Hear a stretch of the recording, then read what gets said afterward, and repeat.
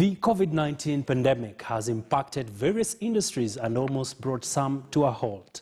The pandemic has disrupted our livelihoods in all the corners of the world, and the construction sector has equally been hard hit. Funding of projects was stopped, construction permits were also frozen, leaving many on the fringes. Contractors and construction workers are yet to recover following a pause the industry faced. On this virtual edition here on KTN News, we focus on the effects of Covid-19 on the construction sector and what way forward. To be part of this discussion, you can share your questions and comments on our Twitter handles at KTN News KE, or you can tweet me as well on @AginaAbi. Well, for us to make this discussion complete, I'll be introducing our guest in a short while, who is joining us virtually. And we have the pleasure of having a distinguished engineer, and that is Engineer Maurice Akech, who is the Executive Director and Registrar of Contractors at the National Construction Authority, whose mandate is to oversee the construction industry and coordinate its development. His responsibility includes overall leadership to the construction industry regulatory capacity, building and advisory aspects, implementing policies and directives for the government and the board, and day-to-day running of the NCA operations. Maurice Akech is a professional engineer registered as a civil engineer by Engineers Board of Kenya and a corporate member of the Institution of Engineers of Kenya.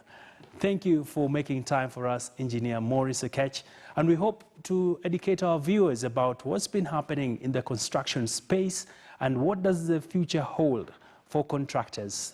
Such a pleasure to have you on the program. Karibu sana. Thank you, Wanagina, and thank you for the opportunity to engage the citizens, Wananchi, for this very excellent opportunity and forum.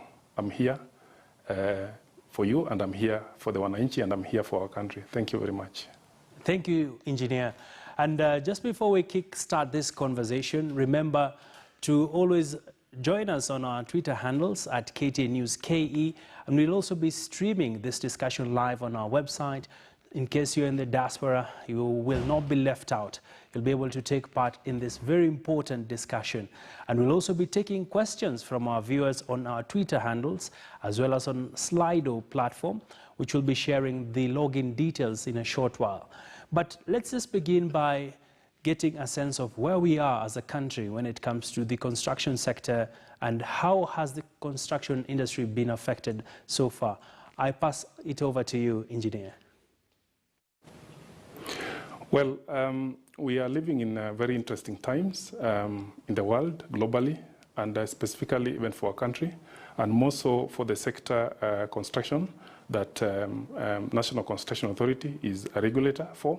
And it's interesting in the sense that it's been affected, just like other sectors of the economy. And it's affected in the sense that three things have happened. One is that some projects that were under construction were stopped or stalled. Some were suspended or put on hold, and others have slowed down. So by all extent and purposes, the construction industry has faced a challenge in terms of what I can say affected inflows of materials for construction, because construction need materials to be able to do construction. Also, it's affected the inflow of labor, especially the issues of avoiding crowding or social distancing. So that has also affected in terms of reduced productivity.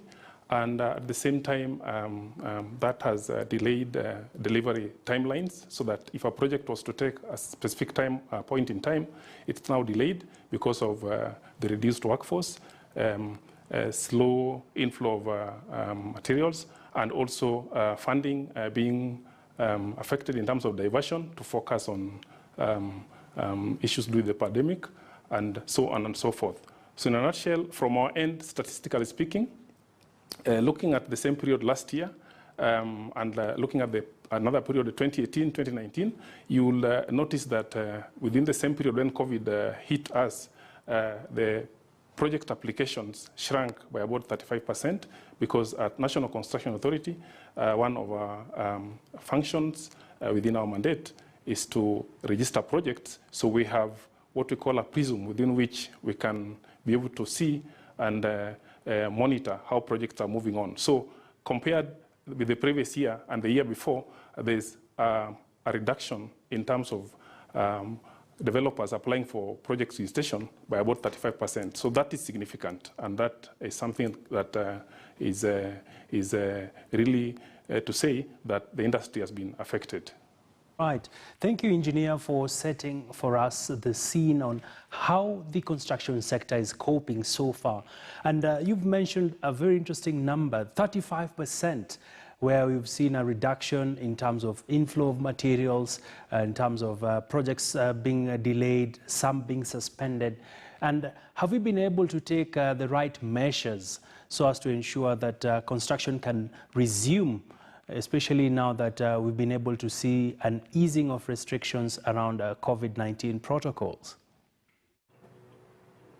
Well, when the first case was reported in our country around mid-March, of course, it started globally, but now in our country, the first case was reported around mid-March, and as you know it, there was measures announced by His Excellency the President to curtail the spread, and because those measures included issues with curtailed movement and so on and so forth. So as a national construction industry and in collaboration with other stakeholders and the ministry, we and the Ministry of Infrastructure, we sat down and developed what we call guidelines for use in construction sites for those works that are already ongoing.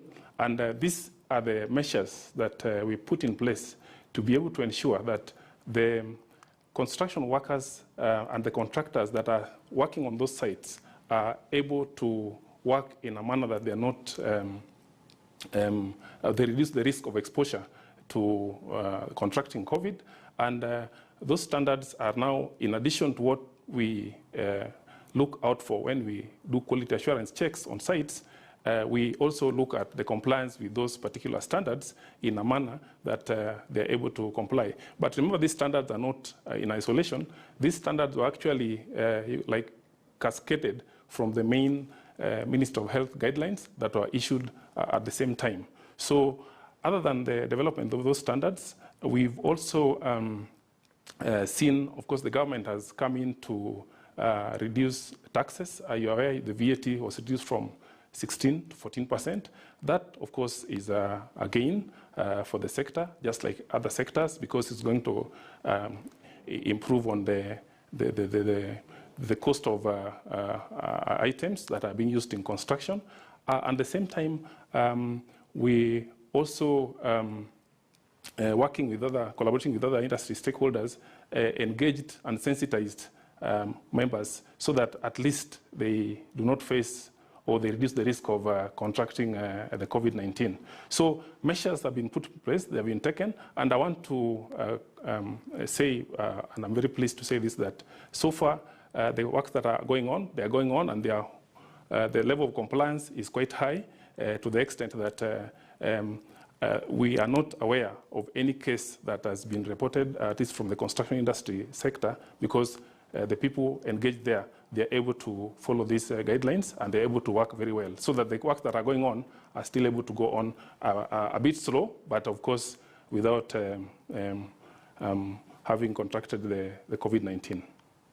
And Engineer Akech, as you talk about that compliance has been pretty sufficient, have you been able to do spot checks? Have you been able to visit some of these construction sites? And from a scale of 1 to 10, when you look at the level of compliance from contractors, how would you say we are faring?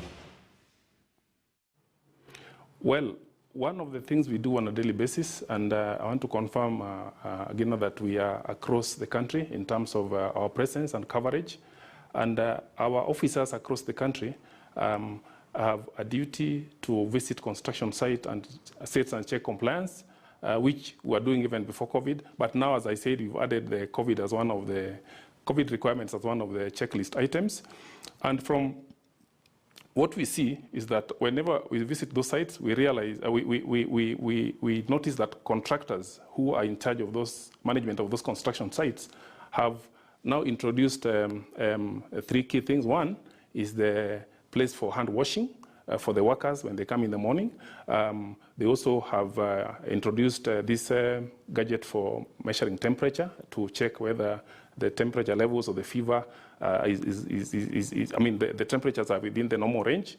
And also, they have also introduced work such that the work pattern is taking care of the social distancing. And the issue of also wearing masks as part of the PPE is also being observed. So in terms of percentage compliance, I've not worked out the figures, but by and large, in a scale of 1 to 10, I think we are doing very well, to about 7 out of 10.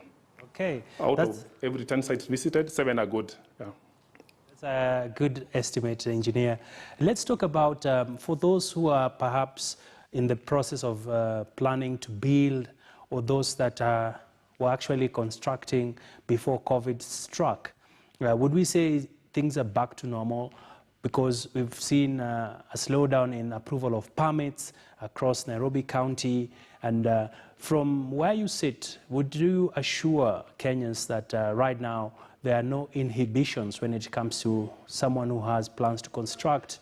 And will we also be seeing some more reforms along the pipeline? Well, let me put it this way, that things going back to normal is to the extent that it's going back to new normal, because it's like COVID. We do not know, but looks like it will be here for some time. And what will be important is how do we work within the COVID environment. So there are those who are still presenting their projects for approval, in the investment for the real estate, in the construction, in roads, in other infrastructure projects. So projects are going on. But what is important is that they are going on with the realization that they have to put into perspective or into place the COVID management guidelines, so that as they do those projects, they are not exposed, or if the exposure is there, it's minimized to the extent that the level of contracting the disease is totally reduced or eliminated. That is the main thing that we focus on, so that previously, if maybe contracts were being signed without having a risk of COVID being mentioned in that contract, now we need to look at the contracts again, and this is the issue of policy of you asking, that there is need to introduce a new requirement for what we call hazard management in terms of COVID specifically, so that at least the level of contracting the disease is as minimized as possible when the works start. Okay. And Engineer Akech, let me take you back a bit. When you talk about there was a slowdown in construction when COVID did start in the country, and are we able to put a figure in terms of how much have we lost so far as an economy when projects have been suspended or projects that have had to stall? And do we foresee a situation that will enable us to be able to get back on track? Well, in terms of economic figures, I can only give you in terms of the numbers, in terms of the inflows. And from what I indicated is that looking at the period March to June 2020, and the period March to June 2019, and the period March to June 2018, 2018 to 2019, there was a jump by about 30% in terms of project inflows. Those are actual numbers in terms of project inflows for registration. Now, 2019 compared to 2020, within the same period, March to June, there is a reduction by 35%. What we have not quantified is the cost of those projects, because that's what will give you a realistic figure in terms of the economic reduction or economic loss in terms of our impact on the economy. Engineer, let's take this discussion forward now. When we look at the other very important aspect coming out from different quarters, from viewers, some of the questions we are receiving, and of course what's been happening in the country, is the fact that NCA has been perceived to be the big brother who comes and knocks down your building where you've been struggling to put up your house or a commercial building. Just walk us through how can NCA be able to help Kenyans do things the right way, as opposed to having this confrontation, especially when it comes to people who do not have the right permits, and of course people who have also for years never understood your mandate. Well, let me put it first of all in the language that we all understand, what I would call, in other words, the layman's language, that our priority is to ensure and guarantee the safety of the would-be occupiers of the constructed structures or those projects, and also to guarantee the security of the investment of the investors. So if you look at it from that perspective, then we become partners in the development or whatever project you are undertaking. Now, our role as a oversighting and coordinating body in the construction industry, which is our overall mandate, cuts across many things. One of it is that we register contractors so that any contractor who is undertaking the construction business must get a license from National Construction Authority for them to be able to do construction. That in itself is part of enhancing or ensuring quality is happening, because if you engage a registered contractor, there is a likelihood that you'll get a professional job. The other thing we do is to ensure that we accredit construction workers and site supervisors. So to the extent that this person who is called a fundi in the name of a plumber or a mason or an electrician or any other fundi you may know is having an accreditation card from National Construction Authority. That, first of all, is indicating already there's professionalism in that regard. And then the site supervisor as well is also accredited by NCA. The third thing is registration of the project. Now, this is where I think your question is leading to. And when you look at project registration, all we are talking about is that for any construction project, and the law says 30 days before commencement of construction works, it's required that you apply for registration of that project. And when you apply for that project registration, first it will have received all the necessary statutory necessary approvals. Like, for instance, if it's a construction of a house, which I know majority of us interact with, is it has been approved by the relevant county for which it's going to be constructed. 2, it has received environmental approval if it meets the threshold. 3, if it is near a river or a water body, it has also received a Water Resources Authority approval. If it is near airspace or airport, I mean, it's also received the Kenya Civil Aviation Authority approval. If it's near a road and you require approval from the road authority, and so on and so forth. All these approvals are very important. And then you've identified a contractor who is licensed by us to undertake that construction. And you've also identified a professional. In this case, there are 3 key professionals. If it's the construction of a house, this is an architect who is going to do the first design, the structural engineer. And in that engineering, there's also the mechanical and electrical for purposes of the internal services. And then we also have the quantity surveyor.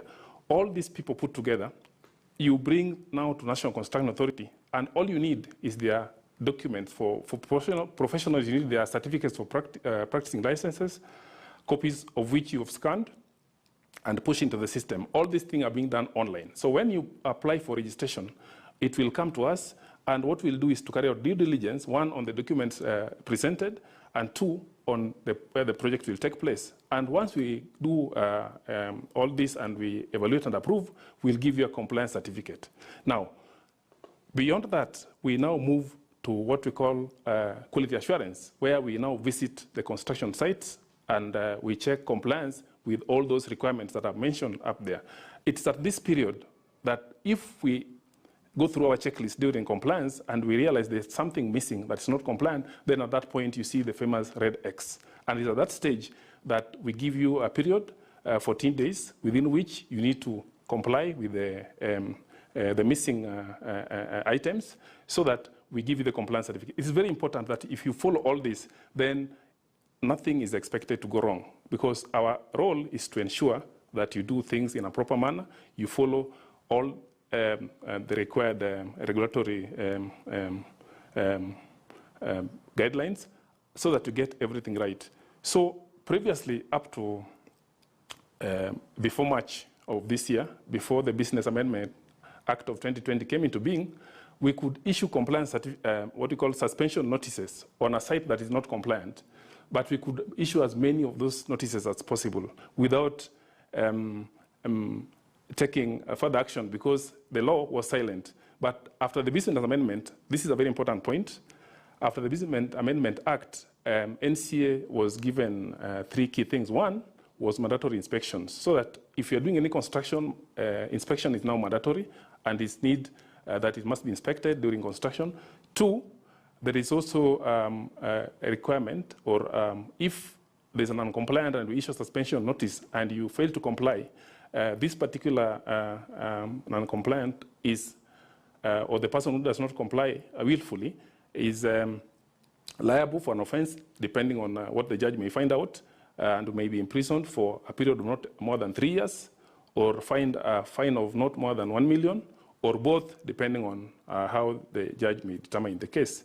And then, lastly, in that particular amendment, there is also the issue of the building code, which has been introduced, so that at least there will be some level of standards across board for carrying out construction works. So in a nutshell, that gives an overview of how we come in to ensure there is safety and there is security of the investment for those who are undertaking investment and even the occupiers of those future construction sites. All right, Engineer, very in-depth pitch you've put out there in terms of what you do as NCA, and I've learned a lot out of your sentiments earlier there.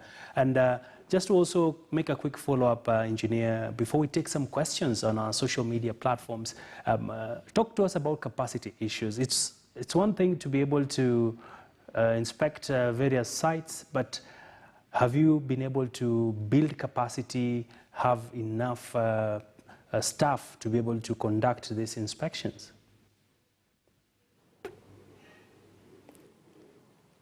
Well, capacity is one of the things that is important to be able to have enough, enough energy or enough zeal to move. So I want to address the issue of capacity in 2 aspects. One of the capacity issues I want to talk about is the coverage capacity. Coverage capacity means that how spread are we across the country? Because as you've heard, we need to be present in every corner of our country because of what we do. And the coverage, we have offices spread across the country. We have actual offices in 27 nodes across the country, in 27 geographical locations across the country. And in addition to those offices, we also have at the 52 Huduma centers, which is in every county of this country. Those 52 Huduma centers, we also have officers of National Construction Authority that do what I would call the last mile connection, where any member of the public or any stakeholder who wants to find out any issue to do with NCA can visit the Huduma Center and they'll be assisted first-hand information. And in case they need further assistance, now they will be referred back to the next office. And that's how we are spread across in terms of coverage.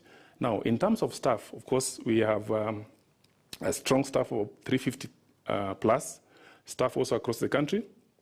And majority of these staff are also qualified in terms of their construction industry practitioners. We have employed architects, we have employed engineers, and we've also employed quantity surveyors and even construction project managers in our team. So these are the officers that also go across the country and they understand what construction is all about, so that when they move around, they're able to find out and iron out any issues to do with the quality. And then they flag it out, and if there is any gap, then they raise it and they issue a suspension notice if it is within those items that we look out for in terms of non-compliance. So in terms of capacity, in that regard, I think we are good. So I've addressed in terms of coverage and in terms of staff. And I've also talked about the issue of skills of those staff that we have employed. Engineer, and we are having a floodgate of questions coming in on our social media handles at KTN News, and of course also on our Slido platform. And we'll be taking a look at some of your questions